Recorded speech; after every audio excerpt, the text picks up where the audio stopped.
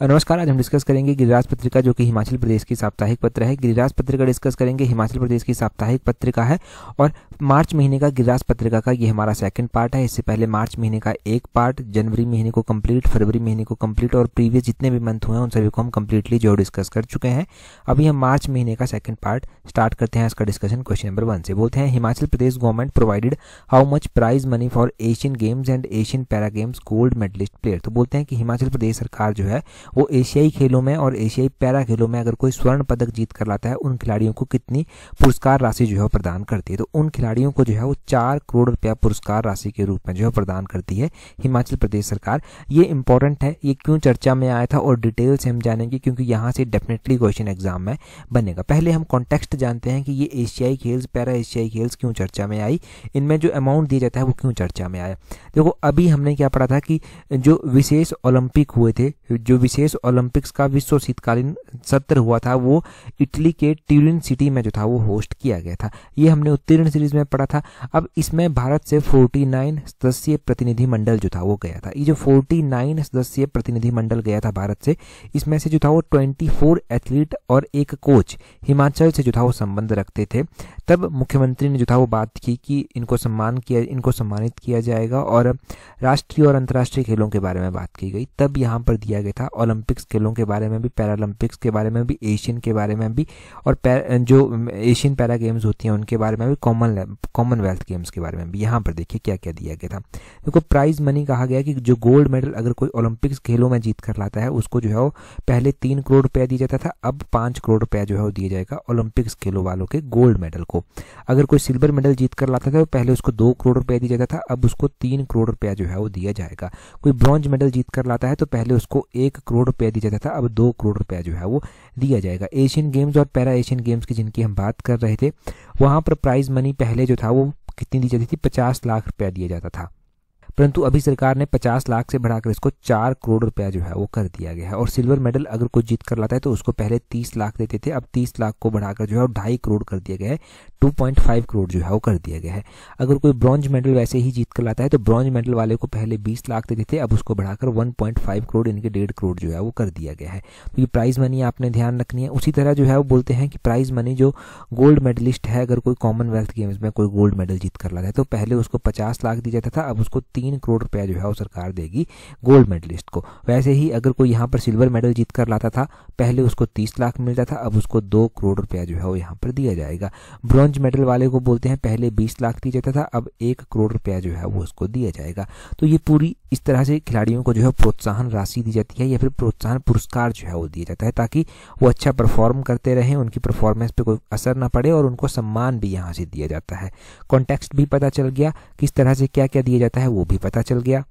बढ़ते हैं हमारे अगले क्वेश्चन की ओर। नेक्स्ट क्वेश्चन में जो है क्या पूछा गया है। नेक्स्ट क्वेश्चन में बोलते हैं state of art fisheries training centre will be established है। तो बोलते हैं कि स्टेट ऑफ आर्ट यानी कि अत्याधुनिक मत्स्य पालन प्रशिक्षण केंद्र कहाँ पर स्थापित किया जाएगा।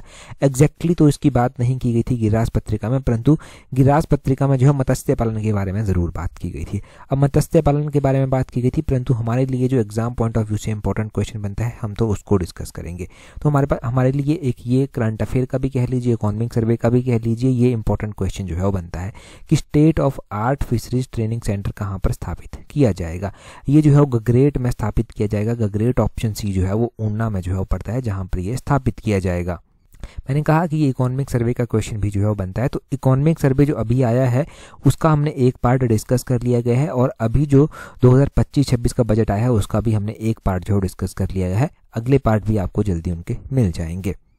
अभी आप देखिए यहाँ पर डिटेल से बोलते हैं कि जो स्टेट गवर्नमेंट है हमारी हिमाचल प्रदेश सरकार है, उसके द्वारा state of art fisheries training centre at carp farm जो गगरेट है वहाँ पर स्थापित किया गया है ऊना में और 31 मार्च 2025 तक ये बन जाएगा। ये कहा गया इसको किसकी सहायता से, किसकी सपोर्ट जो है वो मिल रही है, तो नाबार्ड यहाँ पर सहायता जो है वो कर रहा है। नाबार्ड यहाँ पर स्टेट गवर्नमेंट की सहायता जो है वो कर रहा है और ये 31 मार्च 2025 तक पूरा हो जाएगा। ये जो है वो अंडर FAIDF के तहत है, यानी कि fisheries and aquaculture infrastructure development fund के तहत जो है वो इसको जो है वो एड जो है वो दी गई है नाबार्ड के द्वारा। तो नाबार्ड के बारे में भी हम थोड़ी सी बात कर लें। देखो नाबार्ड का जो पूरा नाम है वो है national bank for agriculture and rural development. ये नाबार्ड का पूरा नाम है और नाबार्ड की फुल फॉर्म तो एग्जाम में पूछी ही जाती है, परंतु इसकी स्थापना कब की गई थी वो भी पूछा जाता है। तो 1982 में 12 जुलाई को इसकी स्थापना की गई थी। 12 जुलाई 1982 को इसकी स्थापना जो था वो की गई थी। अब क्या ये इंपॉर्टेंट क्वेश्चन है? तो देखो जब भी आप नेशनल इंटरनेशनल जीके पढ़ते हैं, नेशनल जीके में ये इंपॉर्टेंट क्वेश्चन बनता है। इसका हेडक्वार्टर कहाँ पर है? मुंबई में इसका हेडक्वार्टर जो है वो स्थित है। ठीक है जी, इतना आपने नाबार्ड के बारे में बेसिक सा ध्यान रखना है। अगला क्वेश्चन है, बोलते हैं विच of the following statement is correct about मुख्यमंत्री स्वावलंबन योजना। ये मुख्यमंत्री स्वावलंबन योजना बहुत ज़्यादा इंपॉर्टेंट है। क्यों ये गिरिराज पत्रिका में आई? गिरिराज पत्रिका में आने के पीछे का रीज़न पहले मैं बता देता हूँ, फिर हम डिटेल से क्वेश्चन को भी डिस्कस करेंगे। और साथ में देखेंगे कि क्या क्या यहाँ पर पूछा गया। देखो ये जो मुख्यमंत्री स्वावलंबन योजना है, ये स्वावलंबन यानी कि खुद का रोजगार कांगड़ा की महिलाओं को मिल रहा है, तो उनके ऊपर आर्टिकल था, परंतु हमारे लिए तो क्वेश्चन इंपॉर्टेंट है। तो ये क्वेश्चन बड़ा मुख्यमंत्री स्वावलंबन योजना के बारे में। अब बोलते हैं this scheme will cover 18 to 58 years bonafide youth of Himachal Pradesh की। ये जो है वो 18 to 58 ईयर्स के बोनाफाइड यूथ जो हिमाचल के हैं उनको ये कवर करती है। बोलते हैं इंटरेस्ट सब्सिडी जो स्कीम में दी जाती है वो at the rate 5% for 3 year on loan up to 60 lakh दी जाती है। मतलब इसमें जो है वो 60 लाख तक का लोन 3 सालों के लिए 5% की सब्सिडी पर जो है वो दिया जाता है, इंटरेस्ट सब्सिडी पर।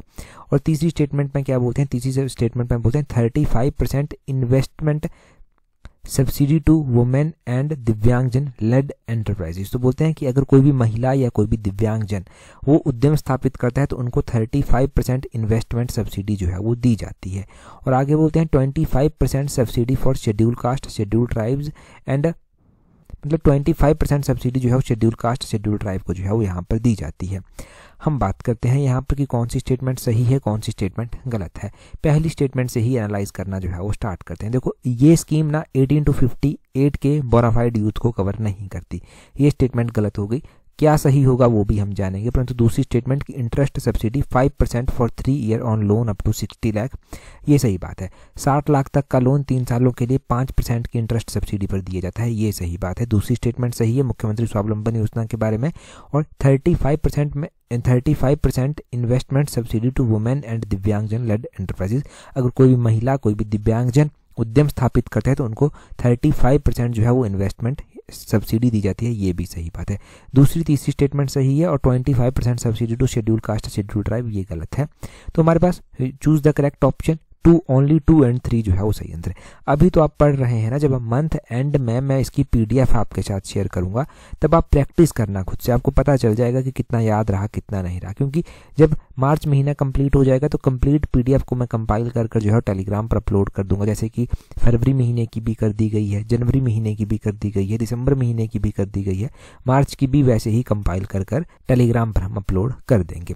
अब देखो यहाँ पर मुख्यमंत्री स्वावलंबन योजना है, इसमें जो यूथ कवर होते हैं वो बोनाफाइड हिमाचली होने चाहिए और 18 to 45 ईयर्स उनकी एज जो है वो रखी गई। कितनी? 18 से 45 साल की ये। अगर कोई महिला है, इन केस कोई महिला उद्यमी है तो उसके लिए एज 18 से 50 साल जो है वो रखी गई है। अब ये है मुख्यमंत्री स्वावलंबन योजना के बेनिफिशरीज जो हैं वो उनको क्या क्या बेनिफिट्स जो हैं वो दिए जाते हैं। उन बेनिफिट्स को देखिए, 35% जो है वो इन्वेस्टमेंट सब्सिडी दी जाती है महिला और दिव्यांगजन एंटरप्राइजेस को, ये सही बात है। 30% सब्सिडी जो है वो दी जाती है शेड्यूल कास्ट और शेड्यूल ट्राइब को। और 25% सब्सिडी दी जाती है अदर्स को, जो कि 60 लाख रुपए तक जो है वो दी जाती है। इसमें सीलिंग लगाई गई है 60 लाख रुपए की। कोई भी प्लांट, कोई भी मशीनरी, कोई भी इक्विपमेंट अगर स्थापित करते हैं आप तब, ठीक है। और प्रोजेक्ट की टोटल कॉस्ट भी रखा गया है कि 1 करोड़ से ज़्यादा नहीं होनी चाहिए। दूसरा बोलते हैं कि इंटरेस्ट सब्सिडी जो हमने पढ़ा स्टेटमेंट ठीक भी थी, at the rate 5% for 3 year up to 60 lakh loan जो है वो दिया जाता है, ये सही बात है। आगे बोलते हैं इंडस्ट्रियल प्लॉट्स, शेड, शॉप हो गया, IE हो गया, C कैटेगरी एरिया हो गया, would be allotted eight the rate 25% of the prevailing premium at the time of allotment. इसका मतलब ये हुआ कि जो प्लॉट्स होंगे, शेड्स होंगे जो आवंटित किए जाएंगे वो 25% प्रीमियम पर जो है वो अलॉट किए जाएंगे, ऐसे अलॉट उनको नहीं किया जाएगा। आगे बोलते हैं if an entrepreneur intends to buy private land under the scheme then the stamp duty will be charged at the rate 3% of the applicable rate. अगर मान लो यदि कोई भी उद्यमी ऐसा है इस योजना के अंतर्गत भूमि खरीदने का इरादा रखता है तो उसका जो स्टैंप शुल्क होगा वो 3% जो है वो लगाया जाएगा। 3% स्टैंप शुल्क जो है वो यहाँ पर लगाया जाएगा। आगे बोलते हैं the state government is reimbursing actual fee expenses incurred on payment of guarantee fee, या फिर क्रेडिट गारंटी है कोई फ्रंट ट्रस्ट माइक्रो स्मॉल या फिर enterprises of the government of India to provide collateral free loan. तो यहाँ पर बोलते हैं कि राज्य सरकार जो है वो जमानत मुक्त ऋण प्रदान करने के लिए भारत सरकार के सूक्ष्म और लघु उद्यमों के लिए जो है क्रेडिट गारंटी फंड जो ट्रस्ट है उसकी गारंटी शुल्क के भुगतान के लिए वास्तविक शुल्क व्यय की प्रतिपूर्ति कर रही है, ये भी इसके तहत किया जाएगा। और इस स्कीम के तहत बोलते हैं under this scheme there is a list of 103 eligible service activities other than manufacturing sector. इस योजना के अंतर्गत जो है वो जो विनिर्माण क्षेत्र है, मैन्युफैक्चरिंग सेक्टर है, इसके अतिरिक्त अन्य 103 पात्र सेवा गतिविधियों की सूची भी है एक। तो ये सब जो है उस योजना के तहत है, परंतु ये सारा का सारा इंपॉर्टेंट है, हर एक पॉइंट यहाँ से इंपॉर्टेंट है। कई बार तो स्पेसिफिक रूप से कोट कर ये पूछा जाता है। अगला क्वेश्चन हम देखेंगे, परंतु अगला क्वेश्चन हम डिस्कस करें उससे पहले अगर आप तैयारी कर रहे हैं हिमाचल प्रदेश पब्लिक सर्विस कमीशन के अपकमिंग एग्जाम के लिए, चाहे वो पेपर 1 हो गया या फिर आपका हाई कोर्ट का एग्जाम है या फिर आपका हिमाचल प्रदेश राज्य चयन आयोग के अपकमिंग एग्जाम के लिए तैयारी करने की कोई प्लानिंग है, जैसे टीजीटी, जेवीटी हो गया या फिर सब इंस्पेक्टर हो गया, जूनियर ऑफिस असिस्टेंट हो गया, ऐसा कोई भी एग्जाम है जिसके लिए आप तैयारी कर रहे हैं तो आप हमारी कॉम्प्रिहेंसिव टेस्ट सीरीज को टाइमली ज्वाइन कर सकते हैं, जिसका स्लॉट 1 तो फुल हो चुका है, स्लॉट 2 का लिंक नीचे डिस्क्रिप्शन बॉक्स कमेंट बॉक्स में दिया गया है। जब आप इसको ज्वाइन करेंगे तो आप टाइमली ज्वाइन करेंगे तो आप जो है वो अच्छे से रिवीजन भी कर सकेंगे। जब तक पेपर होगा कम से कम 4-5 बार अच्छे से रिवीजन किया होगा तो अपनी कमियों का भी पता चलेगा, उन कमियों को बार बार सुधार भी पाएंगे और उनके ऊपर काम भी कर पाएंगे और बहुत कुछ सीखने को भी मिलेगा। तो नीचे डिस्क्रिप्शन बॉक्स कमेंट बॉक्स में लिंक दिया गया है, आप वहां से टेस्ट सीरीज को ज्वाइन कर सकते हैं। क्वेश्चन देखिए, बोलते हैं in February 2025 teachers of Himachal Pradesh government school travel to which of the following countries for training. तो बोलते हैं कि हिमाचल प्रदेश जो सरकार है फरवरी 2025 में हिमाचल प्रदेश कि जो सरकारी स्कूल है उनके टीचरों को जो है वो शैक्षणिक भ्रमण पर जो है वो भेजती है। शैक्षणिक भ्रमण कह लीजिए या फिर शिक्षकों को ट्रेनिंग के लिए भेजा गया, कुछ भी कह लीजिए। बोलते हैं कौन सी कंट्री में उनको भेजा गया था। तो फरवरी 2025 में जो शैक्षणिक भ्रमण पर टीचर गए थे वो गए थे सिंगापुर कंट्री। ऑप्शन सी जो है वो सही आंसर है। सिंगापुर जाने के पीछे का रीजन ये था कि सिंगापुर की जो शिक्षा व्यवस्था है उसको जो है वो एनालाइज किया जाए और हिमाचल प्रदेश जो है वो स्कूली बच्चों को भी जो है वो ऐसे फॉरेन कंट्रीज में जो है भेज चुका है। और हमने क्या पढ़ा था, हमने पढ़ा था कि फरवरी की ही शायद ये बात है, फरवरी में ही जो था वो लगभग 50 मेरिटोरियस बच्चे ऐसे थे जिनको जो था वो सिंगापुर कंबोडिया की यात्रा पर जो था वो भेजा गया था। ठीक है, तो मेरिटोरियस बच्चों को भी जो था वो फॉरेन की यात्रा में जो है वो भेजा गया और टीचर्स को भी जो था वो भेजा गया ताकि वो वहाँ के जो शिक्षा व्यवस्था है, टीचर्स तो उस वहाँ की शिक्षा व्यवस्था का अध्ययन कर सकें और वहाँ से पता भी चले उनको कि किस तरह की यहाँ का सिस्टम है और यहाँ पर आकर उसको इम्प्लीमेंट भी कर सके और होपफुली कि इसके पॉजिटिव जो है वो हमें इम्पैक्ट देखने को मिलेंगे। शिक्षा व्यवस्था में सुधार लाना बहुत ज़्यादा ज़रूरी है, हम हर बार इसकी बात करते हैं। अगर आपकी शिक्षा अच्छी होगी तो आप सही चीज़ों का चयन कर सकेंगे, एक अच्छे भविष्य के लिए जो है वो आप कामना जो है वो कर सकते हैं। शिक्षा चाहे किसी भी क्षेत्र में हो परंतु शिक्षा जो है वो अच्छी होनी चाहिए। अभी हम अगला क्वेश्चन जो है वो देखेंगे। बोलते हैं कंसीडर द फॉलोइंग स्टेटमेंट। बोलते हैं निम्नलिखित कथनों पर विचार कीजिए। यहाँ पर वर्ल्ड वाइल्ड लाइफ डे के बारे में दिया गया है। हमने तो शायद उत्तीर्ण सीरीज में भी वर्ल्ड वाइल्ड लाइफ डे पढ़ा है, टेलीग्राम पर भी मैंने क्यूज के रूप में पोस्ट किया था। अब गिरिराज पत्रिका में भी क्या ऐसा क्वेश्चन आया था? देखो, गिरिराज पत्रिका में एक स्पेशल आर्टिकल जो था वो आया था वर्ल्ड वाइल्ड लाइफ डे के ऊपर, तभी हम इसको जो है वो डिस्कस कर रहे हैं वर्ल्ड वाइल्ड लाइफ डे को। बोलते हैं world wild life day every year observed on 2 मार्च की 2 मार्च को जो है वो प्रत्येक वर्ष मनाया जाता है। उससे अगली स्टेटमेंट में बोलते हैं the theme for world wild life day 2025 is wild life conservation, finance, investing in people and planet. तो बोलते हैं कि जो विश्व वन्यजीव दिवस 2025 मनाया गया, इसका जो विषय रखा गया था वो विषय था इसका वन्यजीव संरक्षण, वित्त लोगों और ग्रह में निवेश। ये इसका जो था वो रखा गया था, जो इसको क्या बोलते हैं, थीम बोलते हैं जिसको। ठीक है, तो ये इसकी थीम रखी गई थी। हम पहली स्टेटमेंट को एनालाइज करते हैं। अगर आपको ध्यान है टेलीग्राम पर भी अगर आपने ये क्यूज प्रैक्टिस किया है और अगर आपने हमारी उत्तीर्ण सीरीज से भी क्वेश्चन को पढ़ा है तो वर्ल्ड वाइल्ड लाइफ डे जो है वो कब मनाया जाता है? वो 2 मार्च को नहीं मनाया जाता। ये पहली स्टेटमेंट गलत हो गई। अच्छा, अगर ये 2 मार्च को नहीं मनाया जाता तो ये कब जो है वो मनाया जाता है? ये 3 मार्च को जो है वो मनाया जाता है। 3 मार्च को जो है ये मनाया जाता है, हर साल जो है ये मनाया जाता है। तो पहली स्टेटमेंट हमारे पास गलत हो गई। बोलते हैं the theme for world wild life day 2025 is wild life conservation, finance, investing in people and planet. तो ये बिल्कुल सही है कि 2025 में जो वर्ल्ड वाइल्ड लाइफ डे की थीम रखी गई थी वो रखी गई थी wild life conservation, finance, investing in people and planet. Hindi में इसका मतलब हुआ वन्य जीव संरक्षण, वित्त, लोगों और ग्रह में निवेश। ये इसकी थीम रखी गई थी। तो बोलते हैं चूज द करेक्ट ऑप्शन। हमारे पास ओनली 2 स्टेटमेंट इज करेक्ट। देखो ऐसे थीम बेस्ड क्वेश्चन ऐसे स्टेटमेंट बनाकर भी पेपर में पूछे जा सकते हैं और इंडिविजुअल क्वेश्चन भी ये पूछा जा सकता है। जैसे कि जो नेशनल स्पेस डे मनाया गया वो मैंने रटाया था, आपको रटाया था, तो 2 पेपर हुए अभी। पेपर वन की एक मेडिकल ऑफिसर का था और एक उससे पहले भी था, शायद सैनिटरी का था। तो एक में पूछ लिया गया कि ये नेशनल स्पेस डे कब मनाया जाता है और दूसरे में पूछ लिया गया उसकी थीम। तो मैंने दोनों की दोनों रटाई थी। जिन्होंने भी अच्छे से देखा था, याद किया था, उनका वो क्वेश्चन कभी गलत नहीं हो सकता था। 2 नंबर सीधे पक्के थे। अगला क्वेश्चन देखिए, परंतु यहाँ पर वही लिखा गया है जो मैंने आपको बता दिया कि 3 मार्च को मनाया जाता है। इसकी थीम क्या थी? आगे बोलते हैं which deities Jaleb is in the first to walk in Mandi Shivratri. बोलते हैं मंडी शिवरात्रि जब होती है, जब जलेब निकाली जाती है, तो एक तो क्वेश्चन ये बनता है, हमने गिरिराज पत्रिका में लास्ट एडिशन में भी शायद पढ़ा था कि जलेब जो है वो किससे संबंधित है, तो मंडी की शिवरात्रि से संबंधित है। यहाँ पर जो है वो जलेब निकाली जाती है। बोलते हैं सबसे पहले जो है वो उसमें कौन चलता है, तो उसमें सबसे पहले भगवान माधव राय जी जो है वो चलते हैं। भगवान माधव राव जो है वो वहाँ पर चलते हैं सबसे पहले। तो ऑप्शन बी जो है वो इसका सही आंसर हो जाएगा। देखो अगर हम शिवरात्रि में बात करते हैं तो जलेब निकाली जाती है। शिवरात्रि मेला जो था वो राजा अजबर सेन के द्वारा इसको स्टार्ट करवाया गया था। अजबर सेन ने मंडी शहर की स्थापना भी जो था वो की थी और बाद में चलकर सूरत सेन एक राजा है, जब कहा जाता है कि उनके द्वारा इस मेले को जो था वो कल्चरल फॉर्म जो था वो दी गई। सूरत सेन के बारे में ये भी कहा जाता है कि उनके जो था वो बहुत सारे पुत्र थे, परंतु उनके जीवन काल में ही उनके सभी पुत्रों की मृत्यु हो गई थी। तो उन्होंने वहां से उदास होकर, निराश होकर जो था वो भगवान माधवराय जी को जो था वो अपना सारा राजपाट जो था वो सौंप दिया था और भगवान माधवराय के सेवक बनकर जो था वो मंडी की प्रजा की ये सेवा करने लगे थे। ये कहा जाता है एक, अब उसी टाइम से कहा जाता है कि भगवान माधवराय जी के उपलक्ष्य में ही जो है भगवान माधवराय जी के सम्मान देने के लिए ही शिवरात्रि मेला मनाया जाता है और इनकी जलेब में इनकी जो पालकी होती है वो सबसे आगे जो है वो चलती है। और दूसरी बात यह है कि ईश्वरी सेन के साथ भी इसको जोड़ा जाता है। मंडी के राजा जो ईश्वरी सेन थे उनको कांगड़ा के राजा संसार चंद ने जो था वो नदौड़ में बंदी बनाकर रखा था। 12 वर्षों तक उनको बंदी बनाकर रखा गया और जब गोरखा और संसार चंद के बीच में लड़ाई होती है तो गोरखा जो है वो नदौड़ पर भी आक्रमण करते हैं और नदौड़ में उनको देखने को मिलता है कि एक राजा बंदी बनाकर रखा गया है।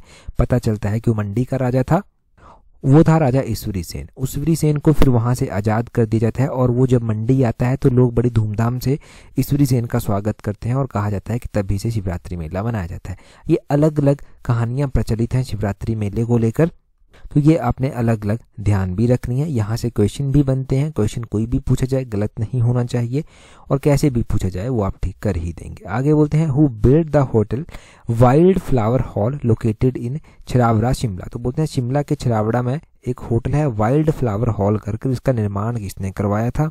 देखिए शिमला में जो ये होटल है वाइल्ड फ्लावर हॉल करके जिसका नाम है, इसका निर्माण जो था वो करवाया गया था लॉर्ड किचनर के द्वारा। लॉर्ड किचनर, ऑप्शन डी सही आंसर हो जाएगा। अच्छा, लॉर्ड किचनर के द्वारा इसका निर्माण कब करवाया गया था? तो ये कमांडर इन चीफ हुआ करते थे ब्रिटिश इंडिया में और इनके द्वारा 1905 में जो था वो इसका निर्माण जो था वो करवाया गया था और कहा जाता है कि इनके द्वारा इसको बनवाया गया था लॉर्ड कर्जन के लिए। लॉर्ड कर्जन वायसराय हुआ करते थे, उनके लिए बनवाया गया था। बाद में चलकर बोलते हैं कि ये एक होटल के रूप में कन्वर्ट कर दिया गया था और अभी एक होटल के रूप में ही जो है वो सर्व करता है। तो शिमला में हमें ऐसी और भी जो है वो हिस्टोरिकल बिल्डिंग्स देखने को मिल जाती हैं, जैसे कि हमें गेयटी थिएटर देखने को मिलता है शिमला में। गेयटी थिएटर की बात करें तो गेयटी थिएटर 1887 में ओपन किया गया था। वैसे ही हमें शिमला में पीटरऑफ देखने को मिल जाता है। पीटरऑफ भी एक होटल ही है, पहले ये राजभवन भी हुआ करता था परंतु अभी एक लग्जरी होटल ये है, टूरिज्म के अंडर ही ये आता है। चौड़ा मैदान शिमला में स्थित है। इसको जो था वो लॉर्ड एल्गिन थे जो पहले वाइसराय बने थे पीटरऑफ में रुकने वाले। हमारे पास वाइसराय लॉज भी है जो कि प्रेजेंट टाइम में Indian institute of advance study study के नाम से जाना जाता है। वो जो Indian institute of advance study है ये राष्ट्रपति निवास भी कभी रह चुका है। और इसको वाइसराय लॉज को किसके द्वारा डिज़ाइन किया गया है? हेनरी इरविन के द्वारा डिज़ाइन किया गया है। और डफरिन हुआ करते थे वाइसराय, उनके कार्यकाल के दौरान इसको बनवाया गया था। डफरिन पहले वाइसराय बने थे जो वाइसराय लॉज में रहने लगे थे। ये सब बातें जो हैं वो शिमला की हिस्टोरिकल बिल्डिंग्स के बारे में आपने ध्यान रखनी। ये बड़ी ही कॉमन सी बिल्डिंग्स हैं, ये टफ वाली नहीं है, बड़ी ही आसान वाली हैं। ये कभी भी नहीं गलत होनी चाहिए, ये जब भी एग्जाम में पूछी जाए सही होनी चाहिए आपकी। आगे बढ़ेंगे हम, आगे जो है हमारे पास वन लाइनर क्वेश्चंस जो हैं वो दिए गए हैं। बोलते हैं प्रसिद्ध भूतनाथ मंदिर जो कि मंडी में स्थित है, इसका निर्माण किसके द्वारा करवाया गया था? मंडी का ये भूतनाथ मंदिर राजा अजबर सेन के द्वारा बनवाया गया था। ये अजबर सेन वही हैं जिनके द्वारा शिवरात्रि मेला स्टार्ट करवाया गया था, मंडी शहर की स्थापना की गई थी और भूतनाथ मंदिर इनके द्वारा शिखर स्टाइल में जो था वो बनवाया गया था। बोलते हैं एन अमेरिकन इन खादी किताब किसकी जीवनी है? एन अमेरिकन इन खादी ये किताब जो है वो सत्यानंद स्टोक्स की जीवनी है। सत्यानंद स्टोक्स, इनको सैम्यूल इवान स्टोक्स के नाम से भी जाना जाता है। आगे बोलते हैं चंद्रकूप झील हिमाचल प्रदेश के किस जिले में जो है वो स्थित है? चंद्रकूप झील की अगर हम बात करें तो ये हिमाचल प्रदेश की जो है वो किस जिले में आती है? चंबा जिले में जो है ये आती है। अगर हम बात करते हैं तो चंबा में हमारे पास कुछ और भी इंपॉर्टेंट लेक्स आती हैं, जैसे कि यहाँ पर जो है वो हमारे पास खजियार लेक देखने को हमें मिल जाती है। चंबा में हमें मणिमहेश लेक देखने को मिल जाती है। चंबा में ही हमें चमेरा लेक देखने को मिल जाती है। चंबा में हमें महाकाली लेक देखने को मिल जाती है। चंबा में लामा डल लेक भी जो है वो आती है। लामा डल लेक कहाँ पर है? वो भी चंबा में स्थित है। अच्छा, आप मुझे कमेंट करके बता दीजिए कि भृगु झील जो है वो कौन से डिस्ट्रिक्ट में जो है वो स्थित है? भृगु झील हिमाचल के कौन से डिस्ट्रिक्ट में स्थित है?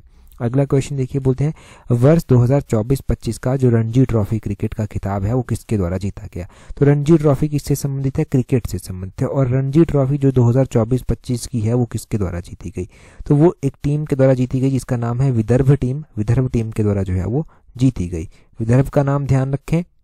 अगला क्वेश्चन है कि बोलते हैं भारत की पहली रंगीन फिल्म कौन सी थी? तो भारत की पहली रंगीन फिल्म किसान कन्या थी। वर्ष 1937 की ये फिल्म थी, किसान कन्या करके इसका नाम था।